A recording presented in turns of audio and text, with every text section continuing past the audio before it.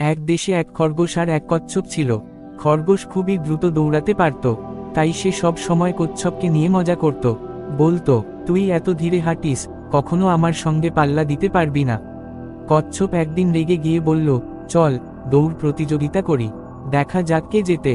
খরগোশ হেসে সম্মতি দিল। দৌড় শুরু হলো।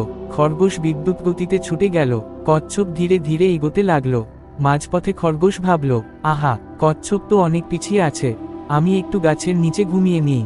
সে গাছতলে শুয়ে ঘুমিয়ে পড়ল। অন্যদিকে কচ্ছপ ধৈর্য ধরে এক পা করে এগিয়ে চলল। অনেক সময় পরে কচ্ছপ খরগোশকে অতিক্রম করে গেল। খরগোশ তখনও ঘুমাচ্ছিল। শেষ পর্যন্ত কচ্ছপ গন্তব্যে পৌঁছে গেল। খরগোশ জেগে উঠে দৌড় শুরু করলেও আর সময় পেল না। ফলাফল হলো, ধীর কিন্তু স্থির কচ্ছপই জয়ী হলো। ডানে ইশারা করা, উল্টো হাতের তর্জনী নৈতিক শিক্ষা। অহংকার করলে বিপদ ডেকে আনে। ধৈর্য আর অধ্যবসায় থাকলে সাফল্য নিশ্চিত।